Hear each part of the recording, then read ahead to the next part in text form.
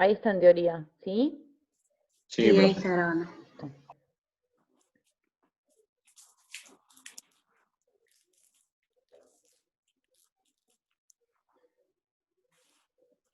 Bueno, decía que estas proteínas integrales de membrana conforman estructuras que que tienen forma de poro, obviamente están inmersas en esta bicapa fosfolípida y en el canal, que es hidrofílico, permite que pasen moléculas que son obviamente hidrofílicas, ¿sí? Es importante entender entonces esto, lo que yo les mostraba en el dibujito que está del fosfolípido, porque si entendemos que va a tener zonas que son o hidrofóbicas y zonas que son hidrofílicas, es simple poder entender que va a haber moléculas polares o no polares que van a poder ingresar o no. Y que cuando las requiere la célula y por el tema de su tamaño y que por la masa molar no van a pasar por esos poros, o por el tema de su carga eléctrica, ¿sí? Está la otra alternativa, que son los procesos que implican energía. La difusión por canales, entonces, son canales pequeños o poros que cuando están abiertos permiten el pase de iones inorgánicos de tamaño y carga adecuada. Los canales de proteína atraviesan la membrana y forman túneles hidrofílicos. A canales son muy selectivos y solo aceptan transportar un tipo de molécula o algunas moléculas estrechamente relacionadas. El paso a través de una proteína de canal permite que los compuestos polares o que están cargados eviten un núcleo hidrofóbico, es decir, zonas que no podrían pasar justamente porque no son hidrofílicas. Entonces, al ser polares, no podían pasar por ahí. Por lo cual, de lo contrario, frenaría o bloquearía su entrada a la célula. Los canales estos se pueden clasificar dependiendo de distintos factores. Puede ser por el voltaje, ¿sí? Como están cargados eléctricamente, operados por ligandos, que son esta especie de receptores que se unen, controlados por otros mensajeros, operados mecánicamente también por otro tipo de partículas, enzimas y demás. En el transporte activo, ahí quiero correr, se efectúa un transporte en contra del gradiente de concentración, ¿sí? Y para ello hay proteínas que van a transportar, y estas proteínas para realizar el transporte van a requerir de energía, ¿sí? Comúnmente esa energía va a ser aportada por el ATP, que lo vimos en Fisio 1, recuerdan que es como la moneda energética de la célula. El transporte de activo, ¿sí? Que se puede denominar primario, escuchen bien esto, se encuentra normalmente asociado con la acumulación de altas concentraciones de moléculas que la célula necesita, que pueden ser iones, puede ser glucosa, pueden ser aminoácidos. Este proceso va a requerir energía química, como la que se deriva del trifosfato de adenosina o ATP, y se denomina transporte activo primario. Hidroliza el ATP, es decir, el ATP se hidroliza y se transforma en ADP. ¿Se acuerdan que vimos esto como iba sucediendo? Que pierde el fósforo inorgánico y cuando se rompe el enlace y se pierde el fósforo inorgánico, se genera energía, ¿sí? Entonces, un ejemplo de esto sería cómo trabaja la bomba sodio-potasio, que está asociada, ahí dice ATPasa, porque el ATPasa es una enzima que se asocia a esta reacción y lo que hace es guiar o controlar esta reacción donde se libera energía a partir del ATP, ¿sí? Recuerden que las enzimas son catalizadores biológicos que van a interferir en las reacciones químicas, ¿sí? Acá se los digo brevemente porque en Fisio 1 vimos este tipo de transporte activo, vimos la existencia de bombas, pero no explicamos en detalle porque, bueno, lo debemos hacer en esta materia. La bomba sodio-potasio participa en la generación de un potencial de membrana. Esto debido a que al expulsar 3 iones de sodio por cada 2 iones de potasio, introduce, ¿sí? La membrana celular permanece negativamente cargada en su cara interna. O sea, del lado de adentro, la membrana permanece cargada negativamente y del lado de afuera permanece positivo. ¿Por qué se da esto? Esta diferencia, ¿sí? Se da porque, como dice ahí arriba, cada 2 iones de potasio que entra, ¿sí? Expulsa 3 de sodio. Tanto el sodio como el potasio son positivos, pero si se expulsan 3 de sodio y ingresan 2 de potasio, siempre, ¿qué va a suceder? Va a quedar positiva la cara externa y la cara interna va a quedar con carga negativa. De esta manera, ¿sí? Se habla de una membrana en reposo, como habitualmente está cargada eléctricamente. Ahí creo que se los agrego, los iones tienen carga positiva, con lo cual no debería serles posible ser introducidos y expulsados de la forma como lo hacen, ¿sí? ¿Por qué? Porque como dijimos, siempre es a favor de un gradiente, ¿sí? Electroquímico o a favor de un gradiente de concentración, del lugar de mayor concentración al de menor.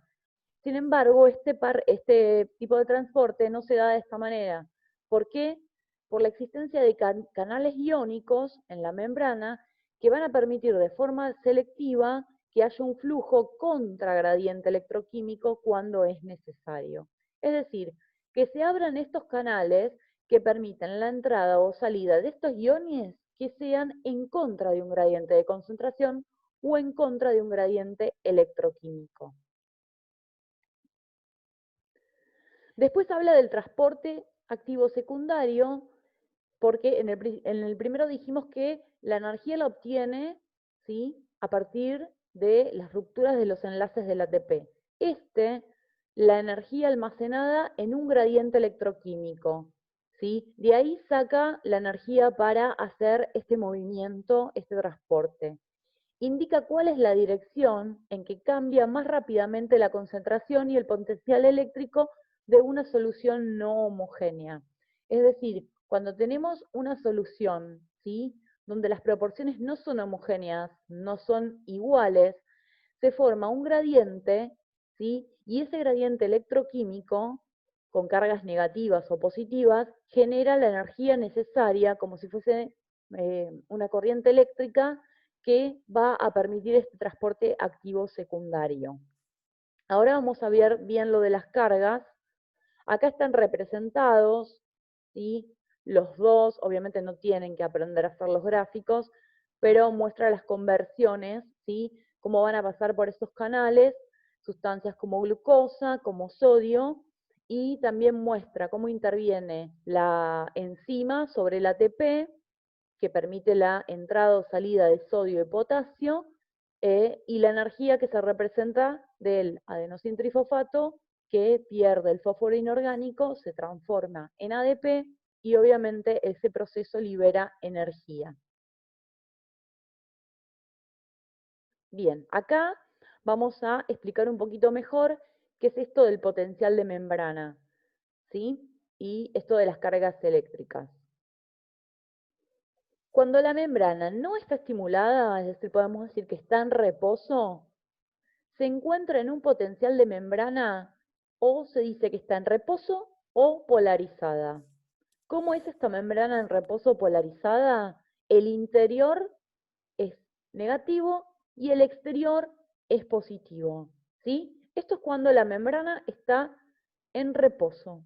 También se la puede decir polarizada, son sinónimos para expresar esto.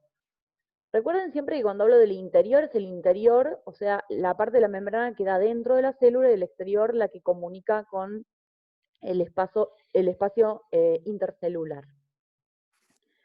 La membrana celular impide el paso libre de partículas cargadas como los iones, ya sabemos por qué, por este tema de las zonas hidrofílicas y hidrofóbicas, por lo cual la bicapa de fosfolípidos se comporta como un condensador separando cargas dadas por iones en disolución, ¿sí? Ahora vamos a ver cómo actúa esto. Esto permite la mantención o el mantenimiento del potencial de la membrana a largo plazo o a lo largo del tiempo. El potencial de membrana, entonces, se debe a la distribución diferencial de iones entre el interior y el exterior de la célula. Repito, interior negativo, exterior positivo.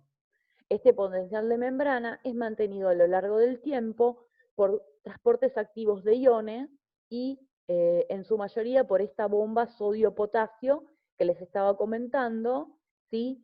Donde al salir más iones positivos que entrar, termina dando como resultado una membrana con su interior negativo y su exterior positivo.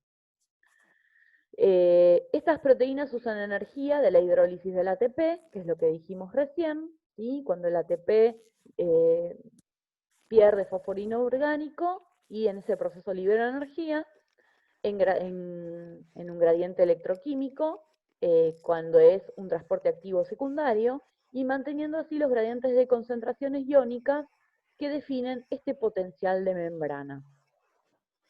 Síntesis, porque todo lo podemos volver a leer y demás, pero para que no colapsen porque es mucha información. La membrana se mantiene en reposo y naturalmente cuando no está estimulada va a tener cargas positivas en la parte externa y cargas negativas en la parte interna. Esta diferencia se logra principalmente por la bomba sodio-potasio, porque ingresan iones y salen iones en proporciones diferentes y por eso queda una diferencia de potencial. Con respecto a esto, la membrana no está siempre en reposo. Por eso aparece este otro término que es potencial de acción. El potencial de acción es una onda de descarga eléctrica que viaja a lo largo de la membrana y va a modificar esta distribución de las cargas eléctricas. Cuando hay un potencial de acción que atraviesa esa membrana, lo que se va a producir es una despolarización. Si la membrana en reposo está polarizada y decimos que tiene una carga positiva por fuera y negativa por dentro, si les hablo de una despolarización, ¿qué es lo que sucederá en esa membrana? Positivo por dentro y negativo por fuera. Exacto, se invierten las cargas, ¿sí? Estos potenciales de acción, ¿sí? Utilizan las células en el cuerpo para un montón de funciones. Una de las principales, y que la vamos a desarrollar mejor, es para la comunicación entre células, para transportar información, ¿sí? Por ejemplo, como lo hacen la sinapsis, las neuronas. No queda de una manera, o sea, como lo deberían repetir en un parcial, pero tenemos que entender que son una especie de descargas, mini descargas eléctricas, ¿sí? Porque hay electricidad involucrada, por esto de las cargas positivas y negativas, que al hacer polarizar y despolarizar la membrana, es un código donde se va a llevar información. Se va a llevar información entre las neuronas, se va a llevar información entre la neurona y un músculo, ¿sí? Por ejemplo, cuando recibimos el estímulo de una señal, ese estímulo va a ingresar al sistema nervioso, ¿sí? Va a ser captado por, ya lo vamos a ver bien cuando veamos sistema autónomo y demás, va a ser captado por las neuronas, va a ser, entre comillas, eléctricamente traducido hasta llegar a la placa motriz en el músculo y ahí se va a generar una acción, ¿sí? Todo esto es gracias a este potencial de acción y esta despolarización que sucede en las membranas. Pueden generarse por diversos tipos de células corporales, pero las más activas son las células del sistema nervioso para enviar mensajes entre otras células nerviosas, sinapsis, que es lo que le decía, y de las células nerviosas a otros tejidos corporales como los músculos o las glándulas. Que las glándulas con qué sistema están relacionados, igual lo vamos a ver más adelante. Endocrino. Endocrino, perfecto, que van a ser las encargadas de la producción de hormonas, que no son más que también mensajeros químicos que se van a producir en una glándula y van a actuar siempre en una célula determinada o denominada célula blanco. Eso lo vamos a ver también. Bueno, aparece otro concepto que es el umbral, ¿sí? Los potenciales de acción se desencadenan cuando una despolarización inicial alcanza un umbral. O sea, para que esa membrana se despolarice, hay un umbral que es como un límite mínimo necesario para que se origine ese potencial de acción y esa onda genere la despolarización de la membrana. Acá les puse, un umbral es el límite mínimo necesario para originar un potencial de acción. Onda de descarga eléctrica que viaja a lo largo de la membrana celular, modificando la distribución de la carga eléctrica. O sea, al modificarla, va a provocar esta despolarización de la membrana. Este potencial umbral puede variar, ¿sí? Pero lo que se calcula es que va a rondar en torno de los 55 a 50 milivoltios. Sobre el potencial de reposo de la célula, es decir, cuando la célula está en reposo, va a ser de alguna manera incentivada por esta onda, esta descarga eléctrica, que va a ser entre 55 y 50 milivoltios. ¿Para qué? Acá, por ejemplo, les pongo lo que implica que la corriente de entrada de iones sodio supere a la corriente de salida de iones potasio. Entonces, si cambia la corriente de entrada y salida de estos iones, que decíamos que entraban 3 de sodio, salían 2 de potasio, y esto permitía que tengamos una membrana con su exterior positivo, interior negativo, esto se revierte. Entonces la membrana queda despolarizada. ¿Sí? Umbral, esta onda que tiene que interferir para poder estimular a esta membrana, más o menos tiene que tener esta intensidad. El flujo neto, escuchen bien esto es importante entender, el flujo neto de carga positiva que acompaña a los iones sodio despolariza el potencial de la membrana, desembocando una apertura de los canales de sodio dependientes de ese voltaje. Entonces, los canales de sodio, ¿sí?, se van a abrir y entonces lo que va a suceder es que el sodio, que estaba entrando en mayor proporción a la membrana, va a cesar esa entrada. Por lo tanto, lo que va a suceder, perdón, no sé si escuchan golpes, pero quedó una puerta abierta y se está golpeando. Ahora la voy a ir a cerrar. Si nadie la cierra.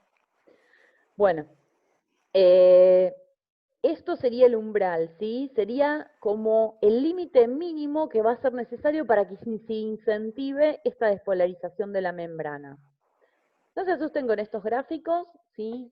No los voy a evaluar nada más, los invito a que en algún momento se sienten, ¿sí?, y puedan interpretar.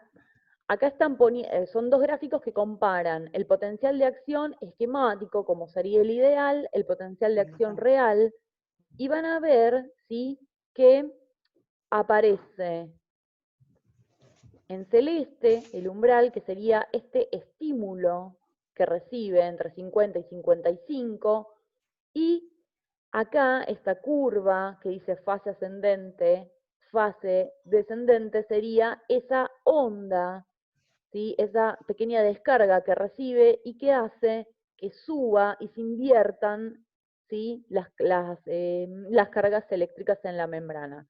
Y luego vuelve a su potencial de reposo. Va a encontrar un pico máximo y vuelve al potencial de reposo. Eso es lo que a mí me interesa que ustedes puedan interpretar. Acá marca algunos inicios fallidos, ¿sí?, donde el umbral no llega a hacer que se despolarice esta membrana, y acá también muestra, por ejemplo, un estímulo insuficiente, y cuando el estímulo realmente logra despolarizar a la membrana, va a alcanzar siempre un pico, ¿sí?, máximo. Acá muestra que ya en esta fase hay como una sobreexcitación, ¿sí? Pero bueno, más que nada para mostrar en comparación. Entonces, en relación a esto que venimos viendo de la membrana, que tiene naturalmente en reposo sus cargas eléctricas, ¿sí?, que se mantienen por todos estos sistemas de transportes que tiene la célula, y que hay estímulos que hacen que esta polaridad se invierta, existe otro concepto que se llama periodo refractario, ¿sí? Este periodo refractario se define como el momento en que la célula excitable no responde a un estímulo, por lo tanto, no se genera un nuevo potencial de acción. Acá, en este periodo refractario, no se genera el potencial de acción, ¿sí? Entonces, puede haber de dos tipos. Puede ser el absoluto, que es cuando los canales de sodio, que son sensibles a esta diferencia de voltaje, se encuentran inactivados. Entonces, por lo tanto, se inhibe el transporte de sodio y no va a cambiar la polaridad de la membrana. Y después está el periodo refractario relativo, ¿sí? Que se puede dar en la fase de repolarización, es decir, cuando la membrana vuelve a polarizarse, vuelve a quedar con las cargas habituales de cuando está en reposo. Acá los canales de sodio comienzan a cerrarse y comienzan a abrirse luego. Entonces se vuelve a transportar el sodio y acá les puse que por lo general un estímulo excitatorio muy intenso puede provocar que estos canales que se encuentran cerrados en ese momento se abran y obviamente se va a generar un nuevo potencial de acción, que este potencial de acción va a hacer que se vuelvan a invertir las cargas. El periodo refractario relativo termina después de una fase de hiperpolarización o postpotencial, ¿sí? En donde los canales de sodio, que también siempre son sensibles a este voltaje, están cerrados y la membrana vuelve a estar en reposo y va a estar disponible para un nuevo estímulo. Un nuevo estímulo en un determinado umbral donde sea posible de nuevo excitar a esa membrana o cambiar las cargas de esa membrana. Para cerrar esta partecita, ¿sí? Son muchos conceptos nuevos. Creo que en lo que más se tienen que guiar, y obviamente después si no van a preguntar, es en esto, de que naturalmente la membrana está compuesta por estos fosfolípidos, ¿sí? Es selectivamente permeable. Estos fosfolípidos tienen esta característica de que tienen una parte que es hidrofílica y una que es hidrofóbica. Por eso el transporte no puede ser siempre pasivo, sino que se requiere también de un transporte activo. A su vez, esta membrana siempre va a estar cargada eléctricamente, en reposo, con su exterior positivo y su interior negativo, debido a la diferencia de potencial eléctrico por este pasaje de iones. Todo lo demás está relacionado a esto, a la polarización y a la despolarización de esta membrana, dependiendo de las señales que reciba, ¿sí? ¿Y para qué esto de que se polariza, se despolariza la membrana? Porque es la manera que tiene de comunicarse, ¿sí? Se da principalmente, lo dijimos, en células nerviosas, en neuronas, entre ellas para comunicarse con un músculo, para comunicarse con una glándula, ¿sí? ¿Hasta acá quieren hacer alguna pregunta de esto? Bien.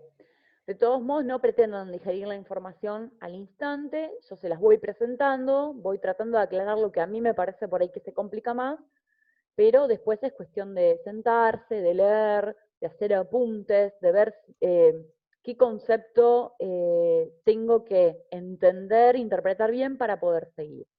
Bueno, acá aparece otro concepto que es la osmolaridad, que es una medida, por eso hay en esta clase como varios conceptos sueltos, ¿sí? Obviamente todos los primeros están relacionados, y este también porque está relacionado con el pasaje por la membrana, pero que hay que aprenderlos y incorporarlos. Obviamente están incluidos porque en el momento que ustedes tengan que interpretar la acción de un medicamento, lo que dice un prospecto, tiene que poder leerlo en este idioma. La osmolaridad, estoy trabada, es la medida usada por farmacéuticos, médicos, biólogos para expresar la concentración total, ¿sí? Esta concentración total sería la medida, se mide en osmoles por litro, ¿sí?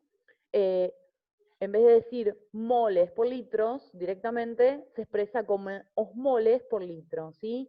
Así se hace en química, y los farmacéuticos y todos los que trabajan en medicina, biólogos, medicamentos, lo expresan de esta manera, ¿sí? La osmolaridad normal de los fluidos corporales es de 300 miliosmoles, ¿sí? si lo decimos en osmoles, sería 0,3 osmoles, pero como son valores muy pequeños, es mucho mejor utilizar los miliosmoles por litro de solución, ¿sí? O sea, que en cada litro de solución va a haber 300 miliosmoles. Similar a una solución, ¿sí? De ahí se obtuvo la unidad, ahí se empezó a medir a una solución de 0,9% de cloruro de sodio. El interior de las células, ¿sí? Entonces, por lo general, va a tener una osmolaridad de 300 miliosmoles. ¿Por qué es importante esto? Por ejemplo, un glóbulo rojo tiene en su interior la osmolaridad de 300 miliosmoles, porque un glóbulo rojo, ¿qué es en definitiva?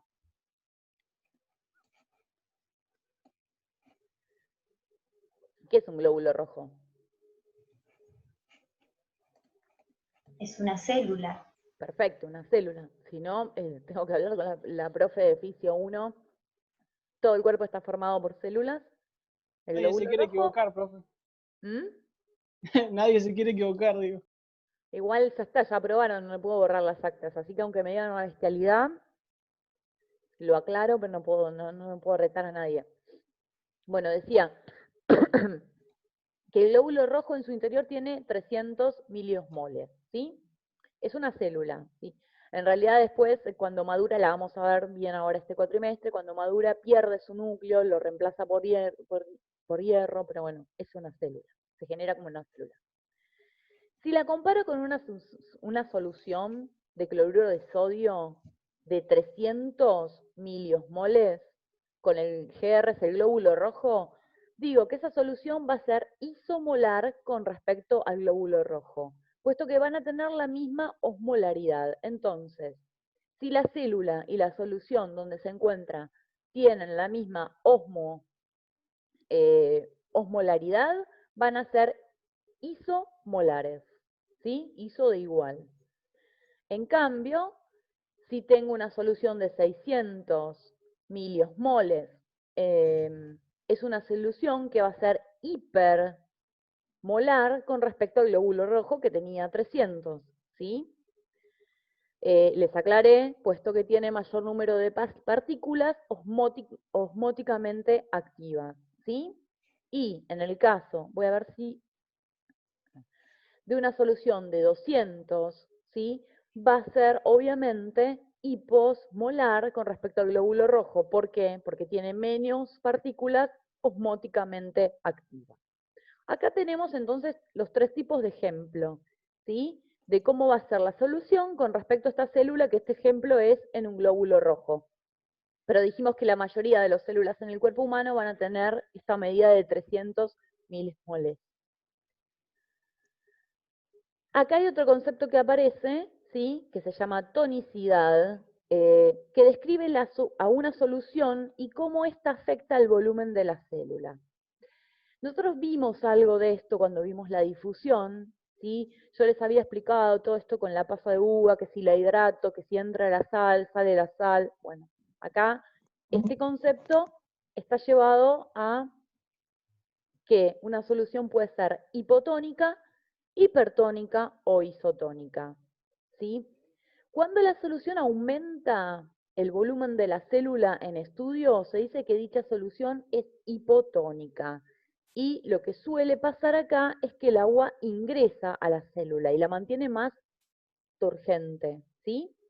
Si la solución disminuye el volumen de la célula en estudio, es decir, que el agua va a tender a salir, se dice que la solución es hipertónica. Y si una solución no altera el volumen, ¿sí?, de la célula en estudio, va a ser isotónica. ¿Por qué? Porque va a estar equilibrado, no va a haber un pasaje, ¿sí? Va a haber un equilibrio, tanto un equilibrio de iones, de agua, entonces no va a afectar a esa célula. Bueno, acá hay una serie de ejemplos. Acá muestra una solución que tiene los 300, de 300 en, yo les señalo con el dedo como si me vieran, que va a ser isomolar con respecto al glóbulo rojo. ¿Por qué? va a ser isomolar y vamos a estar en presencia de una solución isotónica porque son iguales. Entonces no va a haber pasaje. En este caso está representando una que va a ser hiposmolar, comparándola con la célula, porque es de 100 y dijimos que la célula es de 300. Entonces acá vamos a estar ante una solución que es hipotónica con respecto a la célula, ¿sí? Y acá representa, al revés, una solución que tiene 600, como dijimos que el glóbulo tiene 300, va a ser hiperosmolar comparada con la célula. Es decir, va a ser una solución hipertónica. ¿Sí? Estos simplemente son los ejemplos, después vuélvanlos a leer, donde se sigue comparando, ¿sí? Se sigue comparando justamente para poder definir estos criterios, ¿sí? Bien. Bueno, esta clase es un poquito larga, pero quiero que sepan que los temas pautados son estos, ¿sí? Me aseguré, aparte de distribuirlas, de manera que nos quede una clase entera antes de cada parcial. Así de esa manera, si hay dudas y demás, las podemos resolver, ¿sí? Yo les voy a pedir lo siguiente. Más que nada para que se genere un aprendizaje. Saquen un poco el chip de la cabeza que es solo para probar. Hay algunos conceptos de lo que vimos hoy que está bueno retomarlos de Fisio 1, ¿sí? Cómo está formada la membrana, qué tipo de transporte existe, pasivo, activo y demás. El que siente que le faltaba un poquito eso, ¿sí? De tarea, se pone a leer esos contenidos. Luego, con eso un poco más fresco, vuelvan a leer este material, subrayan los conceptos que les parecen importantes, háganse preguntas si es necesario, ¿sí? Y léanlo varias veces. Muchas veces, sobre todo cuando son conceptos tan claves, tan precisos, lo leo, no entiendo, pero lo vuelvo a leer, le presto atención y demás. Además que estuvo la profe explicando muchísimo, ¿no? Por supuesto. Para la próxima clase, de última, me pongo una peluca o algo para estar diferente. Teñirme el pelo no, porque después hay que hacerlo para siempre, entonces no tengo ganas.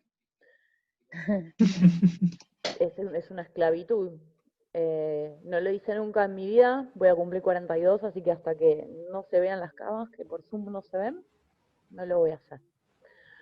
Qué suerte Bueno, que no tiene. sí hay, lo que pasa que se esconden bastante bien y no se ven tanto, pero no, me zafa bastante, porque aparte tengo castaño el pelo y se notaría más, que por ahí si sos más rubio, zafás. Así que bueno, mucha información para hoy, ¿sí? No se desesperen, se los digo sobre todo a los que ya nos conocemos del primer cuatrimestre, que enseguida se colapsan, se ponen mal, se estresan. Ya saben que si van leyendo las clases, si preguntan lo que no se entiende y demás, es la materia aprobable, aprobaron todos, le fue a la mayoría muy bien, así que tiene que pasar lo mismo en Fisio 2, ¿sí? Profe. Sí, gracias. Profe, una entonces, consulta. sí, decime. ¿Cuestionarios vamos a tener? Sí, lo había comentado antes, ahora todavía no hice a tiempo, pero voy a, en el transcurso de esta semana, esta semana no, entre el fin de semana y el transcurso de la otra semana voy a subir unos cuestionarios con las principales preguntas que apuntan a los conceptos más importantes. Igual de todos modos les aclaro que las diapositivas tienen la información más importante, ¿sí? Más allá de, bueno, ejemplos o algunas ilustraciones, es la más importante. Pero sí, voy a hacer unos cuestionarios y también para estar atentos a esto que sí me llegan a pedir para la aprobación, la validación o lo que sea, si me llegan a pedir material práctico, yo ya tengo eso, entonces ustedes ya están aprobados con respecto a lo práctico, ¿sí? En ese caso, digamos, igual que el primer cuatrimestre, profe. Sí, va a En el ser caso del igual. escenario. Va a ser igual, ¿sí? Porque a mí si me piden la nota que yo tengo de ustedes de práctico, tengo para validarla los cuestionarios, Ok. ¿sí? Ujú.